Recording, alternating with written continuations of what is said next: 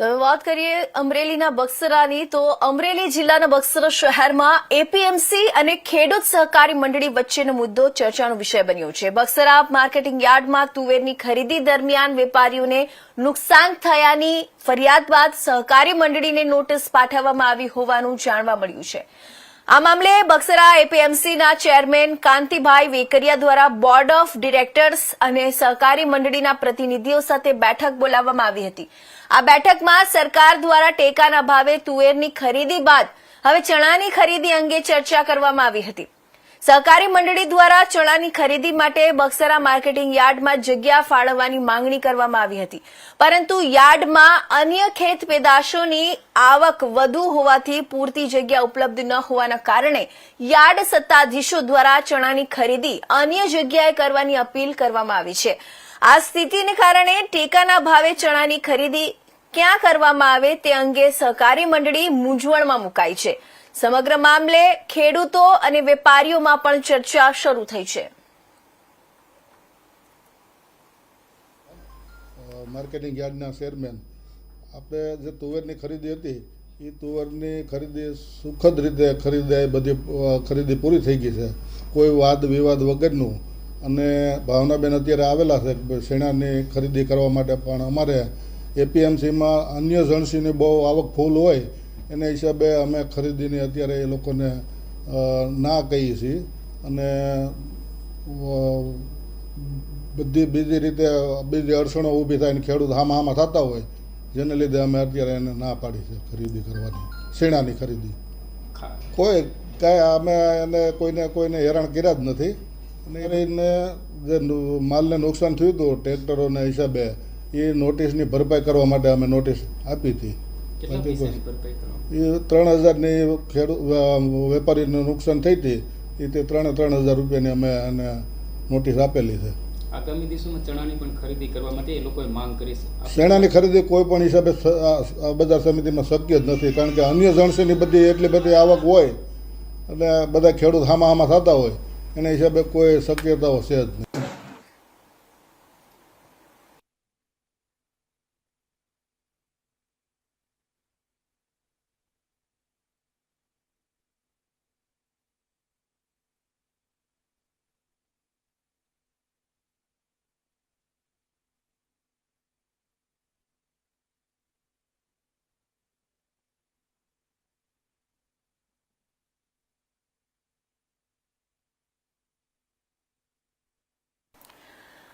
અમરેલી જિલ્લાના બક્સરા શહેરમાં એપીએમસી અને ખેડૂત સહકારી મંડળી વચ્ચેનો મુદ્દો ચર્ચાનો વિષય બન્યો છે। બક્સરા માર્કેટિંગ યાર્ડમાં તુવેરની ખરીદી દરમિયાન વેપારીઓને નુકસાન થયાની ફરિયાદ બાદ સહકારી મંડળીને નોટિસ પાઠવવામાં આવી હોવાનું જાણવા મળ્યું છે।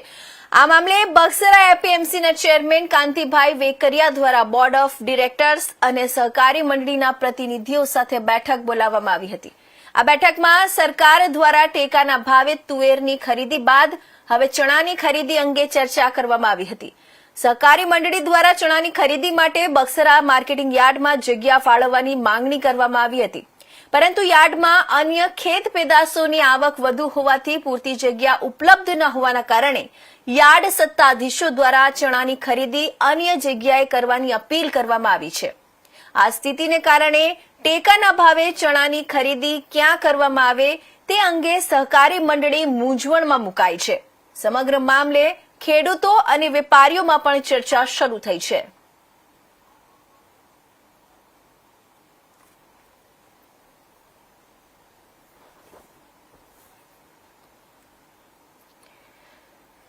તો આ તરફ અમરેલી જિલ્લાના બક્સરા માર્કેટિંગ યાર્ડમાં એપીએમસી અને ખેડૂત સહકારી મંડળી વચ્ચેનો મુદ્દો હાલમાં ચર્ચાનો વિષય બન્યો છે।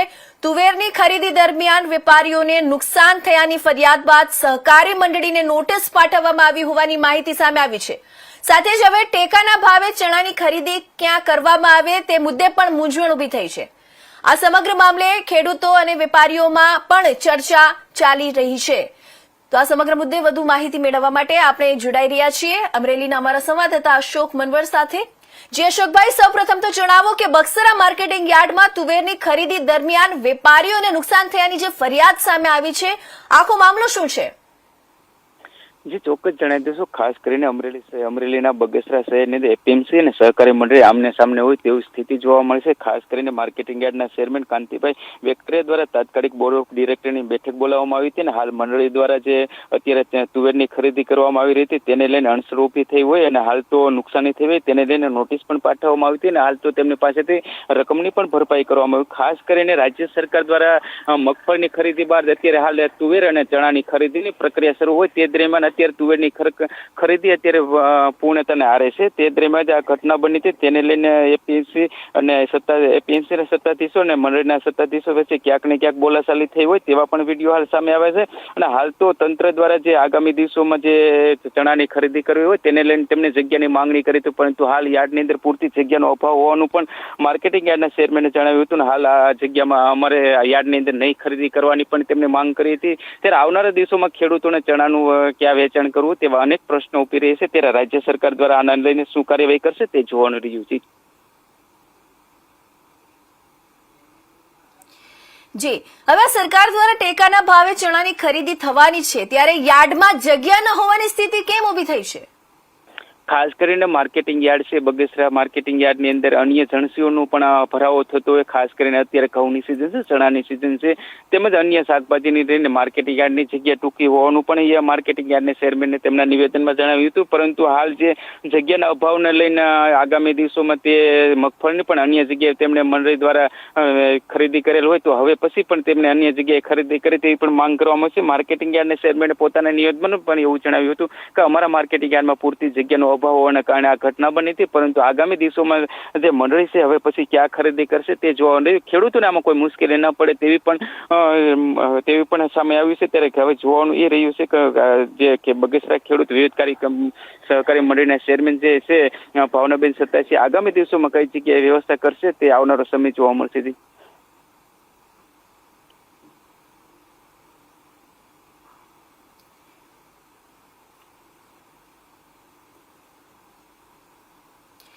જી, ખૂબ ખૂબ આભાર. અમરેલીથી અમારી સાથે જોડાઈ સમગ્ર માહિતી